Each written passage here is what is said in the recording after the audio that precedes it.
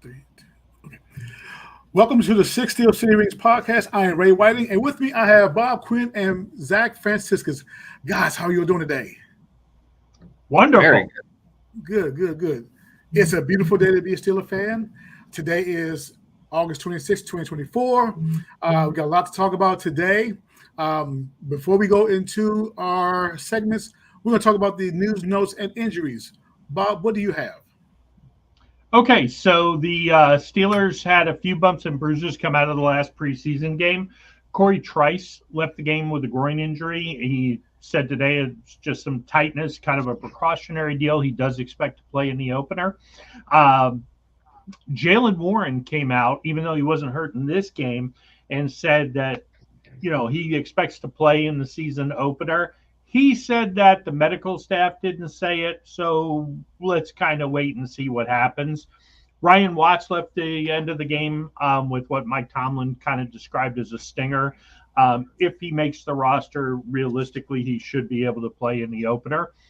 And the Steelers offense finally, first team offense, finally scored a touchdown. Russell Wilson led a touchdown drive. Justin Fields led a touchdown drive. So quarterback controversy is still out there, although maybe that's more national than local. So, Zach, what do you think? I mean, after seeing Russell and Justin both lead touchdown drives, where's your level of confidence? Well, that's the interesting thing. I think all of this was done so that people could feel nothing. We're supposed to feel nothing in preseason. That's what you're supposed to feel, not the panic that we've all felt. So I think what this game did is allow us to get back to the okay, that was preseason. Whatever happened, we can put it behind us or regular for the regular season. The biggest thing for me was injuries. When I saw that Warren had a hamstring and Corey Trice and Ryan, I thought it was worst case scenario. All three of those guys being healthy, whether Watts makes the roster or not, all three of them being healthy, I legitimately think is the biggest takeaway. I'm glad we got the touchdowns. I kind of expected it. Because I wanted Arthur Smith to take the reins off a little bit for them to actually use some real plays. It looked like people were hitting a little harder. So they took it a little serious, whatever Mike Tomlin said. But the biggest takeaway is that now we can wash our hands in preseason. Because if we would have performed badly, preseason would have hung on us like a stink. So that was the biggest takeaway for me from that we accomplished not feeling anything. Yeah, in years past, with me when I watched preseason football with the Steelers, I do look at the individual player who's been drafted and how they fare out in the preseason. So now with me, I'm taking more aggressive approach when it comes to preseason football with Steelers.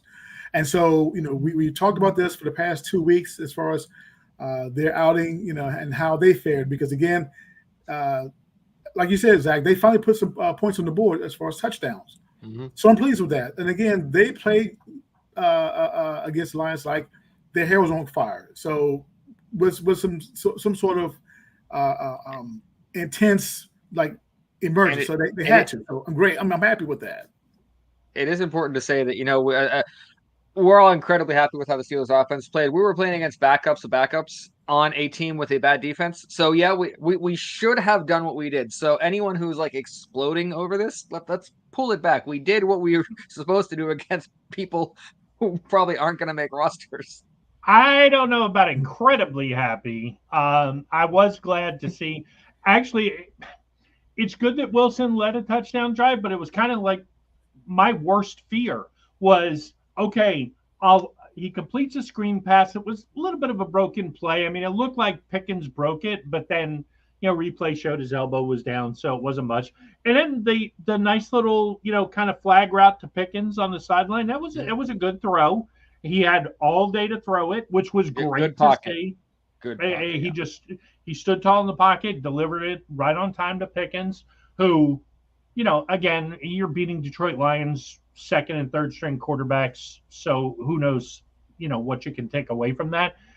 But then, the scoring play was a 31-yard run up the middle on a fantastic block by Zach Frazier by Cordarrelle Patterson. So they pull Wilson right out of the game right after that. Yeah, I didn't like that.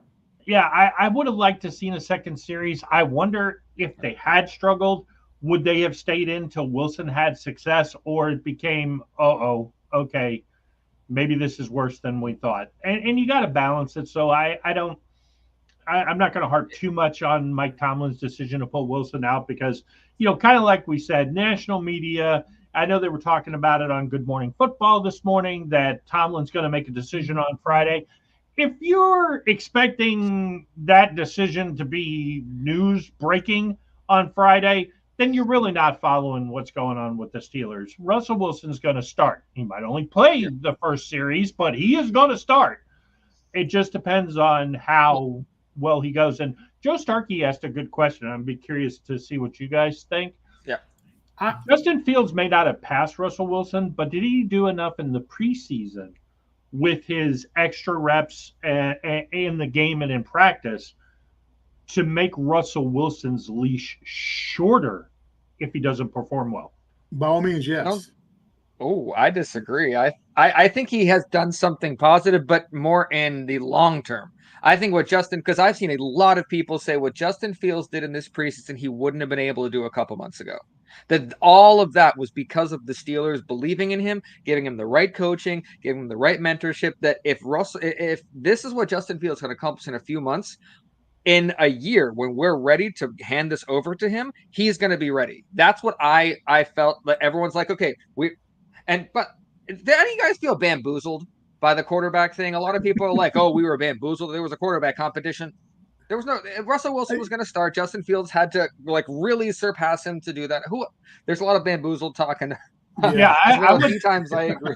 Yeah, I disagree on the bamboozled. I mean, it was kind of the injury, the ridiculous decision by the coaching staff during the physical fitness test opened the door to all of this. If Russell Wilson doesn't get hurt and he starts with the first team from day one, then let's be honest, this narrative is totally different. Fields would have probably looked even better in the preseason if he hadn't had to start the game in the first game.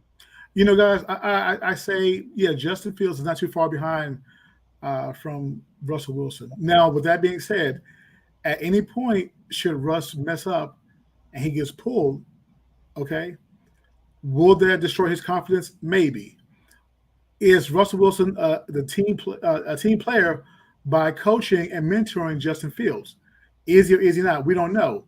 We've seen cases. No, wait a minute. We've seen cases like Brett Favre and things like that. Aaron Rodgers. However, Justin Fields has the tools. It's a false equivalence. Brett Favre was with the Packers. I've listened to what you're saying. Brett Favre was with the Packers for almost his entire career when they drafted Aaron Rodgers. Russell Wilson and Justin Fields arrived at the same time. Justin Fields is not going to move, or Russell Wilson is not going to start moving on to mentor Justin Fields. If they bench Wilson, I expect him to be cut within a week or two at the most. Because there's no going back. If they make the decision, there is no going back. And that's fine. That's fine, Bob. But what I'm saying is, if at any point that Russ is sat down in place of Justin Fields, I just said he's going to be cut if that happens. Yeah, I don't think he'd be cut. Oh no, Russell Wilson does not. Russell Wilson does not. Now I'll say this: if Russell Wilson was hurt and he was on the sideline, he would be fine. Sit there with a clipboard, talk to Justin Fields. If Russell Wilson is pulled because he's not playing well enough, Russell Wilson does not want to be a backup. He did not come to Pittsburgh to be a backup. That was not the agreement when he came here. And he is not going to be a backup at this time of his career. He is not convinced in his mind that he is a backup quarterback. So he will tell Pittsburgh, I am not a backup. You need to get rid of me. I'm going somewhere else. And I guarantee you, Russell Wilson gets cut in 2 hours. Someone picks him up. And that's fine. Just because they need depth. And that's fine, Zach. But the thing is, the onus is all falls on Russell Wilson's lap. He has to perform, and we all know that. We all know that, and like I said, which is fine. So it's a different comparison with him, and because Brett Favre and Aaron Rodgers. Brett Favre did not want Aaron Rodgers. Brett Favre, that was kind of an interesting, weird thing. I don't really know how much he actually mentored him. It was kind of a, well, you're here, I guess I'll tolerate you. It wasn't at all. Russell Wilson lives and breathes for this kind of stuff. So you have to remember who you're talking about. Russell Wilson loves the rah-rah stuff, loves the teammate stuff, loves the camaraderie bonding stuff. So that I don't, if, like I said, if it was about Russell Wilson waiting to get back into the game and Justin Fields was just taking over temporarily, he would be a team player. He would be there beside him with a clipboard, but it's different if you pull him. That it's saying something to Russell Wilson, saying your time, because you can't go back. That's what we have to understand. You cannot go back from pulling Russell Wilson. You cannot pull Russell Wilson and the next game put him back in. It's not how that works with Russell Wilson. So we pull him, Russell Wilson's done. So stranger things have happened, he will be done. We'll see. No, it's not stranger things have happened. He's not under contract. Yeah. Neither guy is under contract next year. This whole, there's a mentor and this and that, that's all a lie. If either one of them, Fields, if he doesn't play at all this year, there is no guarantee he's going to re-sign with the Steelers, especially if someone else promises him the job. And if he is held out the entire season, it means Russell Wilson either played well enough to keep the job, or Mike Tomlin isn't happy with either one and is ready to start over, which is equally possible. Weirdly enough, this is going to sound so weird, and a lot of people aren't going to like this. My best case scenario for this season is that we have a winning season. We win the first playoff game, and in the second playoff game, we lose near the end, where it becomes apparent Russell Wilson isn't the same quarterback as he was. So then we go into the offseason where we gently tell Russell that we send him off into the sunset, and we tell Justin it is now your job. That, to me, is best case. We have won our playoff game, so everyone could be quiet about that. Russell Wilson didn't play bad. He got us there, but it was just his age, and then hand off to Justin Fields. So that's kind of what I'm hoping for. So I like how everything's playing out right now. Right now, it's going how I want. If Justin Fields would have started right off the bat, we would have been behind the 8 ball because bad things happen. So to me, I don't want to jinx any of this. We got past some bumps and injuries. The Cole Holcomb is really the only one I'm waiting to see. I really don't know. Now, what are you guys know the rules about the PUP? Start on PUP. Yeah. Oh, okay. Good. I just wanted to make sure. So yeah, and we got a question here from Two Awesome Angels. Who's going to start a tackle against Atlanta? Well, I know who should start, but with Pat Meyer and Mike Tomlin and Arthur Smith calling the shots, although, I'm willing to give Arthur Smith a pass for at least the first half of the first game. So, it should be Broderick on the left and Fatano on the right if Fatano's healthy. If he's not, then it sounds like it's going to be Dan Moore. Yeah, and Broderick on the right. Although I saw today speculation on social media that if Fatano's healthy, Broderick Jones sits behind Dan Moore. If that happens, my head literally will explode. Oh my God. I legitimately don't know what I'll do if that happens, because what does that do to Broderick's confidence? You told him, hey, we're going to move you around. Then he struggled because they moved him around. And then they're like, oh, by the way, you didn't play well enough. You need to start behind the. Oh my God. Bob, I don't see that happening. I see what you're saying. I don't see it happening. I do. I absolutely do. You played him on the right side and got him hurt in the first practice when you had Fatano healthy. So would they be dumb enough to put him behind Dan Moore? Yes, they would. And as far as I'm concerned, my feelings on this. If Broderick Jones is sitting on the bench and Dan Moore is at left tackle, then you either have to declare Broderick Jones a bust, or you have to fire Pat Meyer after the game. Or I'm going to start calling for Tomlin's job immediately, because this is the highest mismanagement, and I have to believe it came from Tomlin, not Arthur Smith. I agree heard anything from Pat Meyer? I'm just trying to. I don't know a lot about Pat Meyer. Real low profile. Yeah, if I agree. Explanations. Bob, I agree with you. I don't believe Dan will start over Broderick. I hope you're right. I would have agreed with you before this season, Ray, but it's just I don't understand the logic that Meyer is using. I'm trying to see what he sees that I don't, and I'm not giving him the benefit of the doubt with that. A lot of people on the Steelers staff, I am giving that benefit of the doubt that they're there, I'm here. It's frustrating because I watched the last game. Dan Moore did okay. He did okay, but he didn't do to the point where I'm like, yeah, we need to put him in front of our first rounder. Mm-hmm. Or two, we did what I've been hoping for my entire life. We invested in 2 blue chip tackles, and we're not going to start them.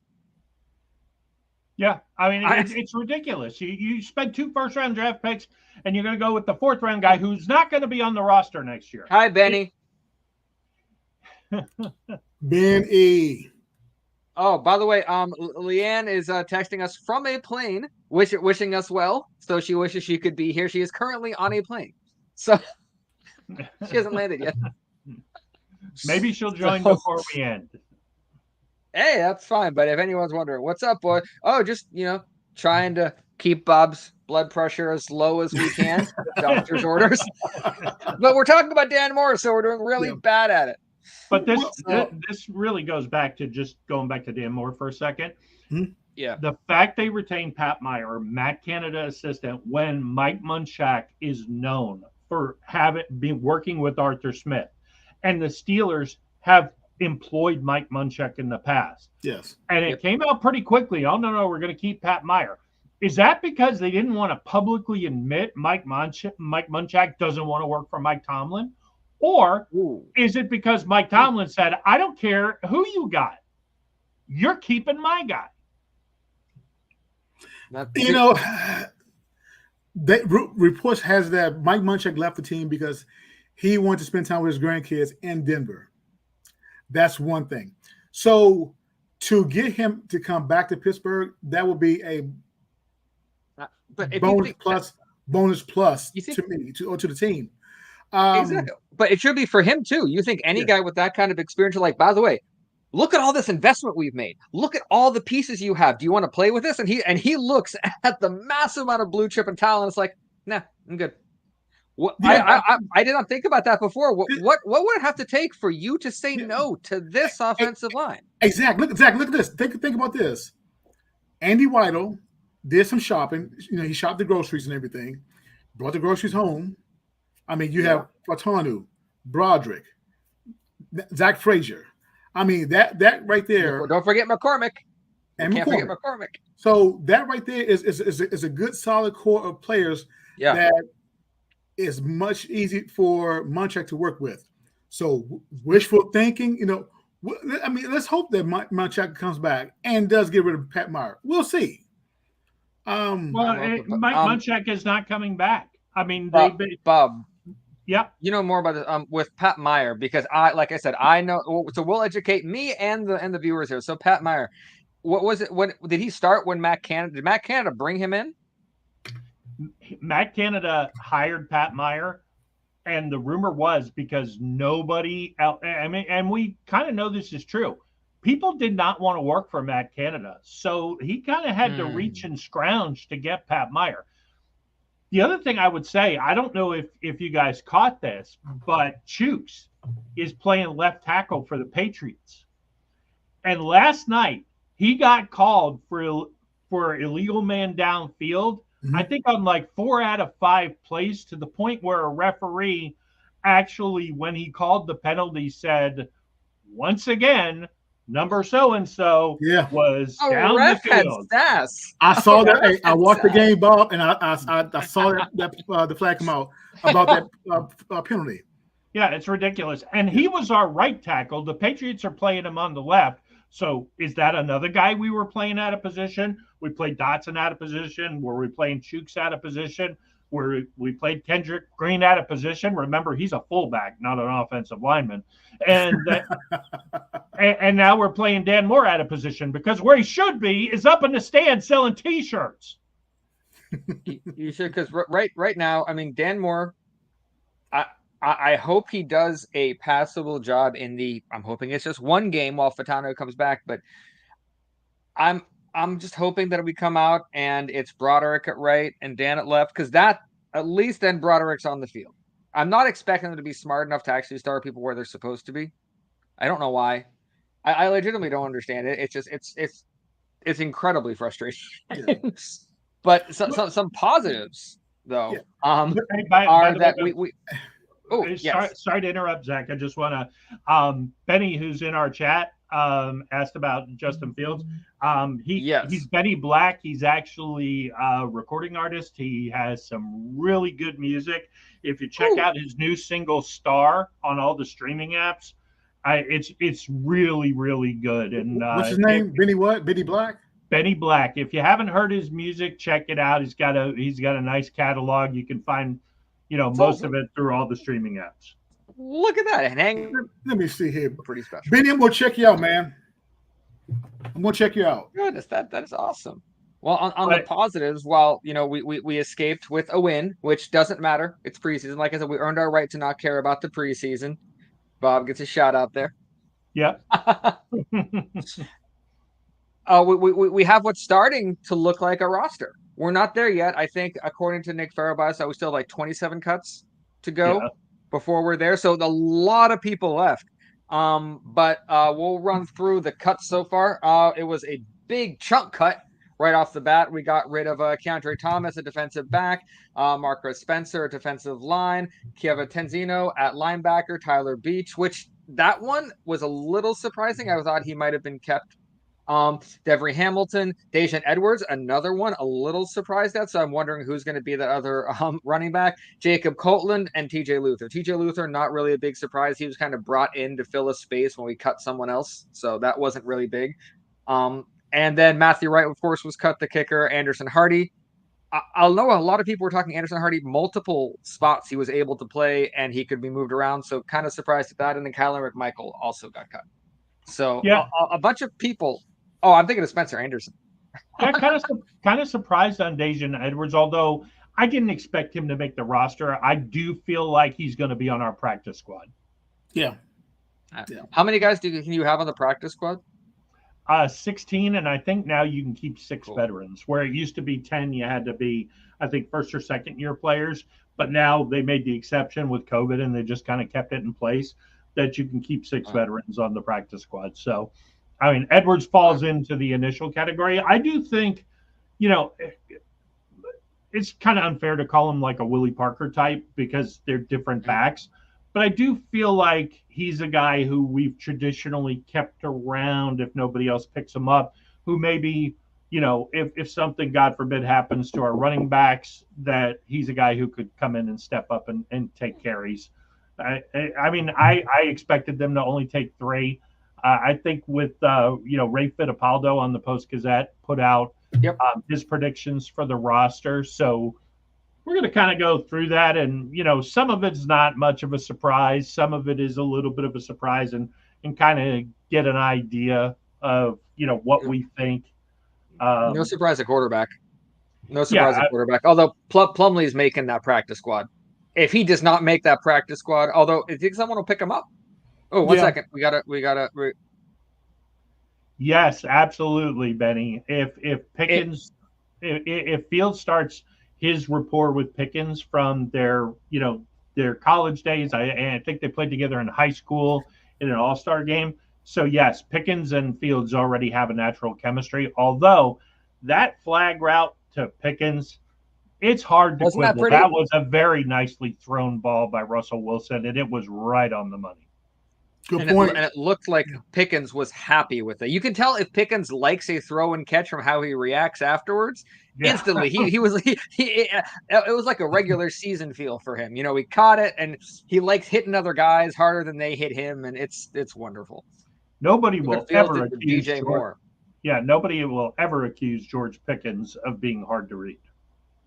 No. At least George Pickens has to let everyone know.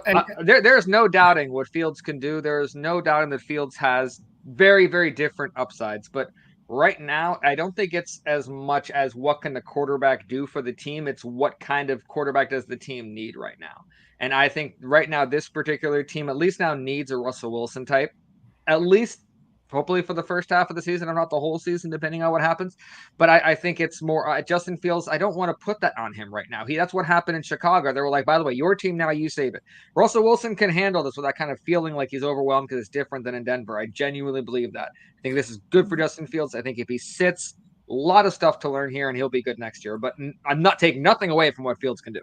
Zach, you know what? Look at that third game against Detroit. Yes, it was the second team, but Russell Wilson looks so much. He looks so relaxed in the pocket. Of course, they Well, not on off the the fast first start. pass. They Yeah, also not on the off fast start, and he had good protection with the offensive line, which is good. Right, he only threw 2 passes. One was a broken screen pass where he had to kind of dodge and dumped it to Pickens. But that protection was good on one play. It's a start. It's a start. I know. But you can't make assumptions that after one play with protection that a veteran quarterback you got to judge it for what it is. guy. You got to judge it for what it is. Yeah, you got to temper Wilson's expectations. You can't make leaps because he looked good on one play. But did the play look good, Bob? For one play. Okay. And one right. play. You got to take it for what it is. Remember, what the play did was allow you to feel nothing. You're feeling too happy about it. Remember, it was a preseason throw, and it was supposed to just take you to this. Just take you to this. But Zach, after the first 2 games, I'm taking everything I can get as far as positive from the third game. Pick it. Don't pick it. I will say this. If you play fantasy football, you should be very excited about the idea that Russell Wilson only has eyes for George Pickens, apparently. Yeah. George Pickens has never been a big fantasy football. I play fantasy football every single year since like 2003. And George Pickens, since he got into the league, he was a beast last year. Once. Yeah, 1,100 yards. He was top 20 wide receiver last year. Everybody forgets that. And I picked up Russell Wilson in my fantasy league for a quarterback. I picked him up. Yeah. I hope he ain't your starter. He's not my starter. Benny, I will give you this. Russell Wilson is the best at his job when he is asked to not do that much. Yeah. I genuinely believe when they look at him and they say, you are a game manager, I genuinely think he's like, cool, I'm a game manager. Come on, guys. And he does his thing. Just tell him what you want him to do. I think it was too much in Denver. It was the wrong thing in Denver. So that's why I think he's going to be good on this team. Russell, he has what he had in Seattle. He has a really good defense, not Legion of Boom. Although prove me wrong, guys. Let's Legion of Boom it. He has a really, really good running game and an offensive line that should be good. That's what Wilson needs to do. Not that much and to succeed. And he hasn't any played quarterback that in the NFL. He hasn't played that style in a decade. He hasn't played that style. I'm hoping. Because as soon as he got his contract, Wood had switched from the running game and game manage to let Russ cook. Well, I got news for you. Russ is cooked.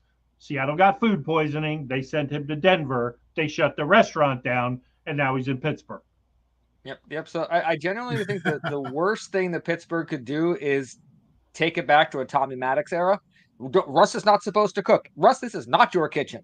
This is the offense's kitchen. You are standing in it. So I think I'd rather have Tommy Maddox cooking if we go to that kind of offense today than Russell Wilson today. And who knows what kind of interceptions. Interesting comparison, Bob. We got my wife and my mom chiming in.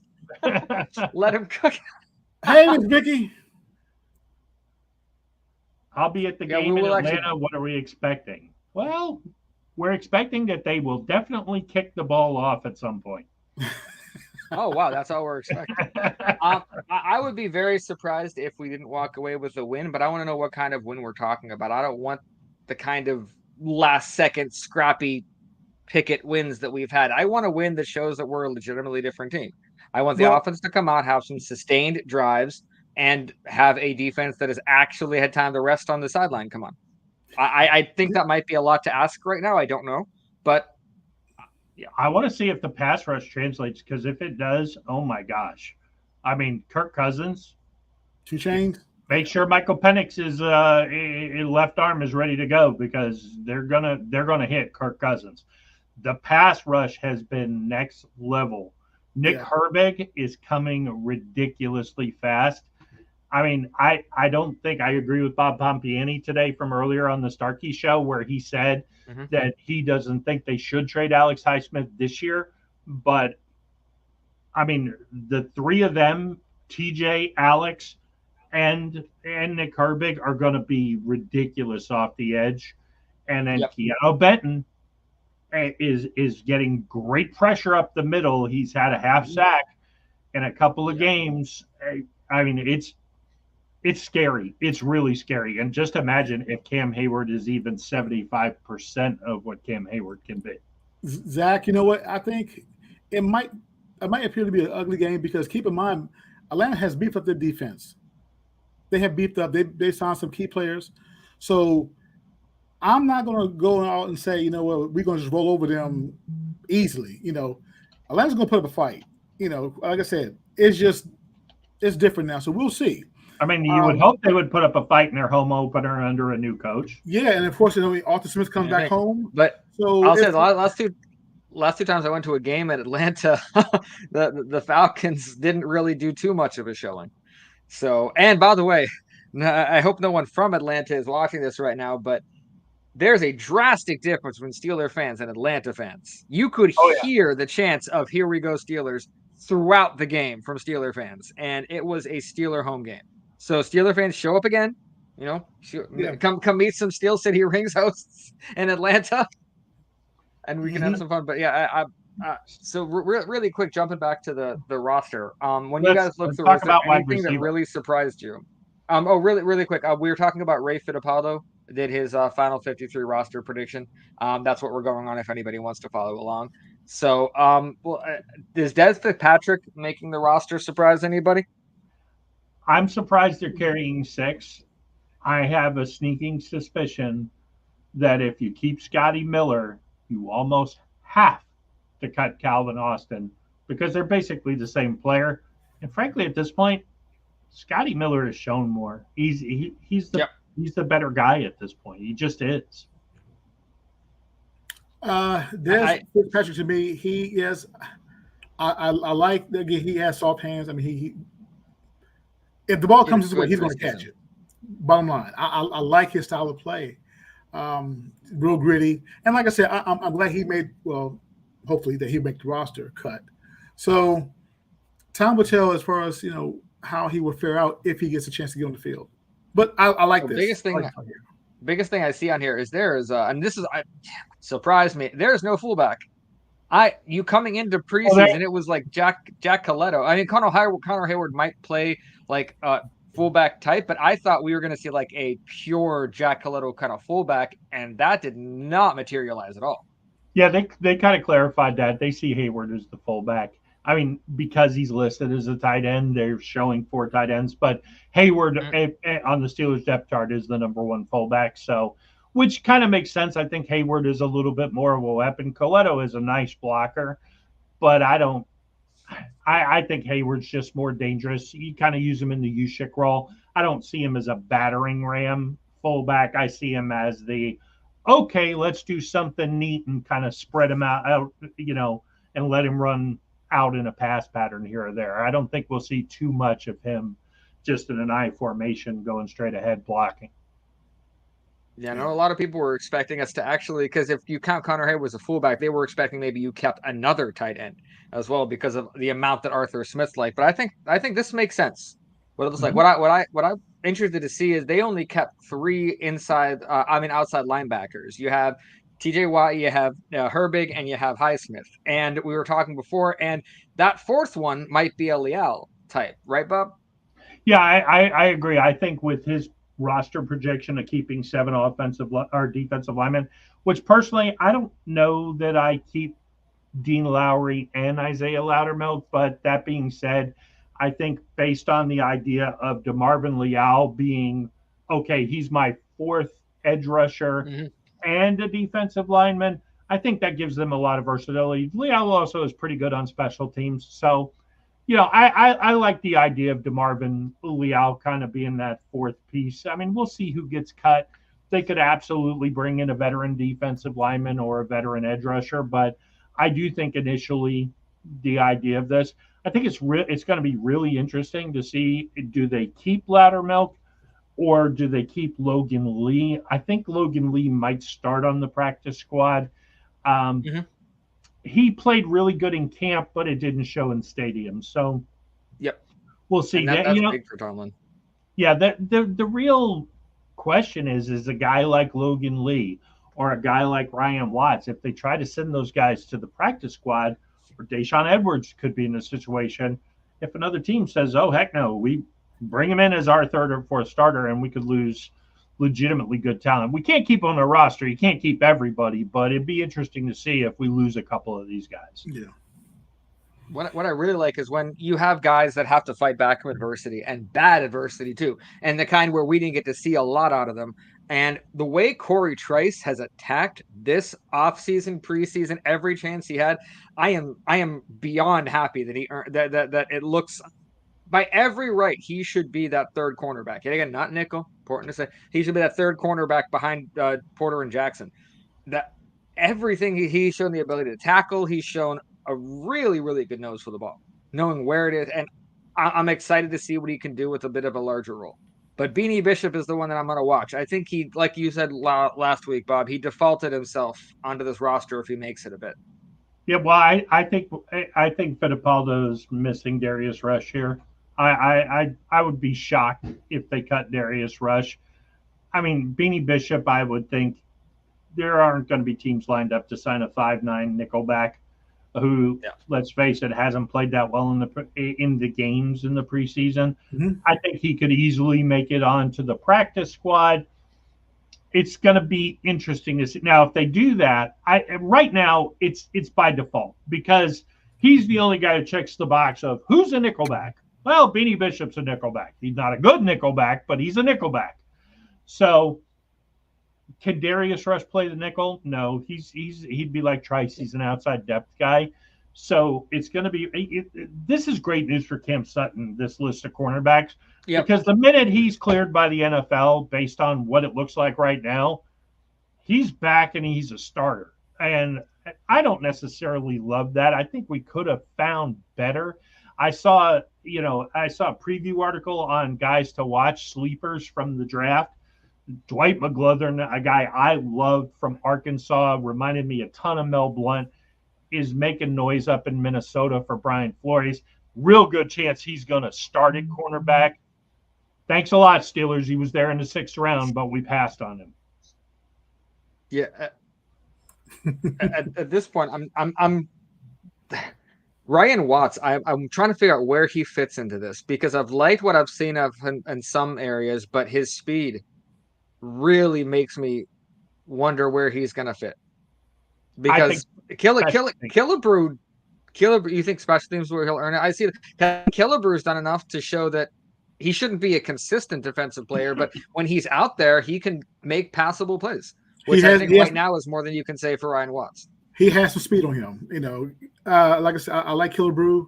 Killebrew doesn't have speed. He's a slow safety. That's why he doesn't play. He's a great special teamer. He got some speed on him. No, he doesn't, Ray. He's slow. That's why he doesn't play safety. He's the 4th-string safety. Get the bell ready, Zach. Get the bell ready. Well, it's just an objective fact. Killebrew is not a fast guy. He's never been a fast guy. He has some speed on him. There's compared to you, maybe, but not compared to NFL players. Hey, I'm an old man. My running days are over with. Yeah, I question whether Killebrew could beat you. He ran a 4.65. He's slow. He's a good special teams player. He's slow, just like Ryan Watts. He's slow. He was a great special teams player at Texas. I'm not questioning Ryan Watts now, but Killebrew, I think he's good enough. Well, I remember he's an all-pro special teamer. He's a very good special teams player. Yes, he is. He earned a spot. He's got speed. I mean, objectively, he doesn't. Now, everyone in the NFL is fast at some point, but then remember, there's a difference between special team speed and on the defensive speed. You're running downhill at someone, of course, you're going to look fast. But the difference between you doing that, but remember, a lot of these guys, this is a guess from Ray Fittipaldo, and we got more cuts coming. So there might be guys that other teams cut that we're like, oh, that is way better than what we have. So all of this could change 5 different times before tomorrow at 4 p.m. when the cutoff time is for the cuts. I definitely am watching closely. Wide receivers, cornerbacks. Yep. There are some we're going to need some guys. I mean, And if the plan is Cam Sutton, who got toasted last year in Detroit, playing out of position he's not a cornerback one, shouldn't have been played there. But if that's the plan, is to survive till Cam Sutton gets back, I think the secondary is the worst part of the defense. And let's just face it, next level pass rush is the only thing that's going to save them. And hopefully Porter locking up the number one receiver long enough. But they ain't going to work against Joe Burrow when he's got weapons all over the field. Well, I know, yeah, again, I know it's preseason, but what I'm excited to see is that defense consistently throughout the starting defense looked ridiculous. Not just very good. I mean, it looked like what I want this defense to be. And we didn't have our top three guys playing. Minka played 10 snaps in the preseason. I think he did not play a lot. And Watt and Hayward did not play. So we get all those three back with all these guys. I'm really excited to see this defense. And so everyone, just to remind everybody, the Steelers, yet again, spend the most money on the defense this year than any team in the NFL. Right. Any team. And the least in offense. So when we hit this, there's probably going to be some offensive growing pains, but the expectation is the defense is going to be good enough to pick them up. So let's all hold back on just destroying this offense until we see how the defense is, because it's kind of supposed to be a little lopsided. When you have that much of a disparity between paychecks, there's going to be some lopsidedness. But the defense, I agree. I really think that especially this pass rush is going to pick us up a lot of games. Yeah. Oh, is Roman Wilson? If we just stay away from the injury bug, yes. Is Russell Wilson? I think not. Give him like 4 weeks, because he's got he really hasn't had much training camp. Van Jefferson's fine to fill in. I think about if within 4 weeks he shows that he should be that guy, they might make a little bit of a switch. And I think Van Jefferson is expecting that if he sees Roman Wilson do well, but not right off the bat. And he just started practicing again today, so the likelihood that he's going to be healthy enough for the first game to step into the number 2 role is pretty low. That being said, I think, yes, by the end of the season, absolutely Roman Wilson will be the number 2. Although, let's be honest, I mean, Van Jefferson has looked okay. I mean, he's looked pretty good. I mean, we'll see if he stays healthy. We'll see if he gets open against starting cornerbacks. You know, we'll see. I mean, at this point, it's kind of Van Jefferson or bust, because, other than Scotty Miller, who is same argument I would have for Calvin Austin, he's not a number 2. You can't start a short guy out there at number 2. But you occasionally line him up out there and run past everybody, yeah. I mean, he's as fast as Austin. So I pose this question to you too, because after Pickens is a big drop off in receiver until Roman Wilson comes back. Should the Steelers go shop for a big receiver? Well, I don't think there's one to be had. Yeah, because I don't think we're going to find. We're not going to find a wide receiver 2 sitting out there. Like I said, if there's not a trade that happens, then we're probably going to make do with what we have and see with what we have in Roman Wilson. Now, if it gets to like week 5 and everyone but George Pickens is terrible, yeah, maybe we'll look at some kind of a different kind of trade. But we're gonna have some patience here. We're not going to jump the gun. We're not going to overreact. And no, we should not have kept Deontay. I understand what Deontay was good at, but until you watch Deontay single-handedly lose games for you by running backwards, yeah, I cannot. And you have a receiver that doesn't score a single touchdown for you an entire season, then say you want him back. Because that hurts. Deontay to me, he was just wishy-washy in my book. I mean, it was just that one play where it was I think it was in the Colts game where it was a fumble and he just walked back. I mean, and that right there just really left a sour taste in my mouth. And it was before that. I mean, it's his whole career, right? Right. I know. Bob, you preached the choir on that. And again, the arguments in the locker room and everything. And but prior to that, the many drop passes. I mean, easy passes that would come his way. I mean, he would just drop them. I mean, it was uncalled for. I mean, that's inexcusable. Well, in fairness, Deontay had a drop problem his rookie year. A little bit of second year. he didn't drop many passes his third and fourth year, but he always dropped the most important pass at Yes. the most There you go. important time. The guy has bad timing. He was a bad teammate. Guys in the locker room didn't like him.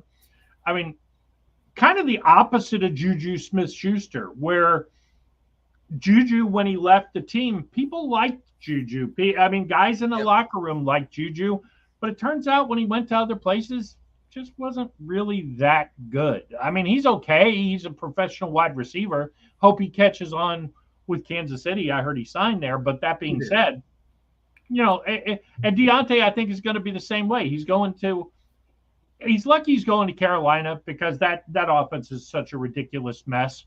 I mean, the ghost of Adam Thielen was their number one wide receiver last year. So will he develop some chemistry with Bryce Young? I mean, Bryce Young's going to he's going to complete 20 passes a game. He might throw 70, but he's going to complete 20. Dante's probably going to catch 8 or 9 of them. So, right. Yeah.